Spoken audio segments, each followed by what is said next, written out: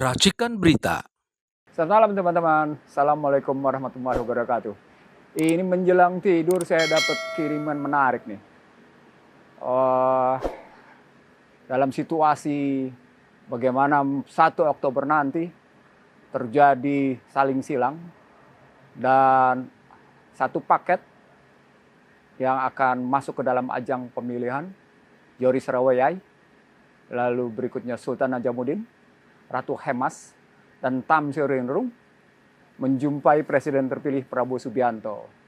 Dan yang saya dapat adalah berita di mana paket ini mendapat restu dari Presiden terpilih Prabowo Subianto. Saya kira kalau satu paket pimpinan lembaga tinggi negara mendapat restu, dia telah menurunkan bobot keberadaan DPD sendiri. Dalam konstitusi baru, konstitusi Undang-Undang Dasar yang baru, antara DPD dengan Presiden adalah setara. Apalagi secara konstitusional, DPD adalah pengawas terhadap pelaksanaan undang-undang, khususnya berkaitan dengan undang-undang yang berkaitan dengan daerah. Sehingga kalau pimpinan yang meminta restu, dia telah menurunkan bobot pelaksanaan pengawasan terhadap undang-undang. Dan ketika bobot pengawasan itu menurun, itu berarti telah menurunkan posisi tawar DPD, sekaligus menurunkan posisi tawar rakyat di daerah dalam rangka mengatasi kemiskinan dan ketidakadilan. Dan kita tahu bahwa dalam rentang waktu 2019-2024, DPD minimal telah menemukan 2 hal. Suasana rakyat di daerah yang menghadapi ketidakadilan dan kemiskinan struktural. Dan saat yang sama, setelah itu, Prabowo Subianto sebagai Presiden terpilih menyatakan ingin mati dalam kebenaran dan ingin mati dalam membela rakyat serta rakyat miskin, orang miskin.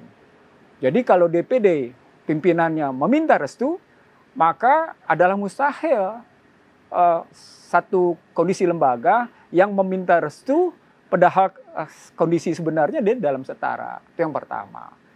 Jadi meminta restu adalah sesuatu yang menurunkan posisi secara konstitusional, juga menurunkan posisi secara psikologi politik, dan juga menurunkan posisi bagaimana daya tawar DPD sebagai lembaga pengawas terhadap pelaksanaan undang-undang.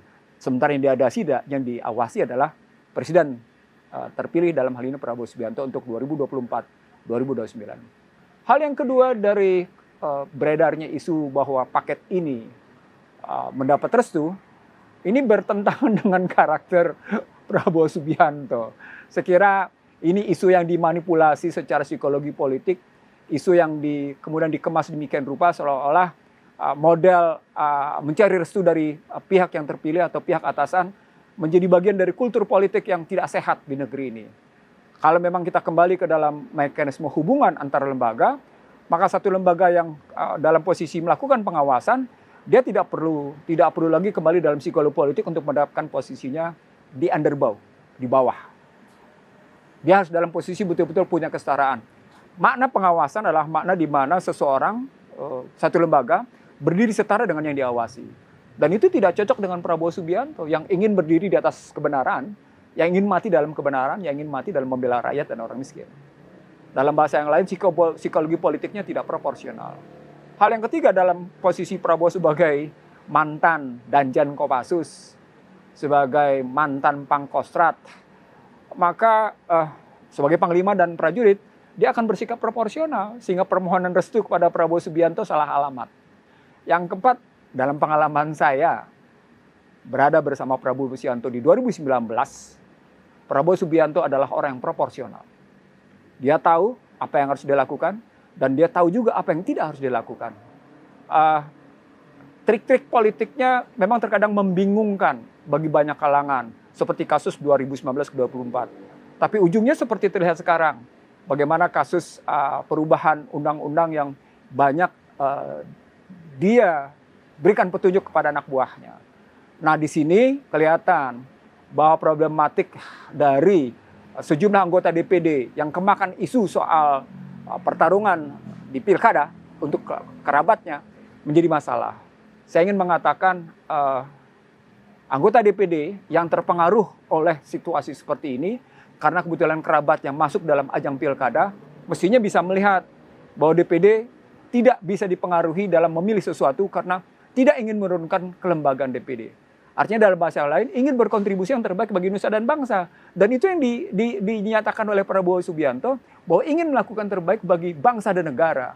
Kalau dia ingin melakukan yang terbaik bagi bangsa dan negara, disebabkan oleh beberapa hal yang terjadi beberapa tahun ini, maka sesungguhnya mari kita bertindak secara proporsional, mari kita bertindak dalam posisi kita yang sesuai dengan konstitusional, mari juga bertindak dalam posisi tidak merendahkan psikologi politik. Dalam bahasa yang lain, jangan menurunkan posisi daya tawar dalam memainkan peranan di dalam kancah tegaknya konstitusi. Saya kira itu yang menarik, bahwa sesungguhnya kita harus bisa berbuat secara konstitusional dan tidak menurunkan bobot konstitusional dengan cara meminta restu ke pihak-pihak tertentu hanya dalam rangka memburu jabatan. Terima kasih, selamat tidur, mudah-mudahan kita mendapat jalan yang terang dan tenang dan tidur kita nyenyak. Assalamualaikum warahmatullahi wabarakatuh.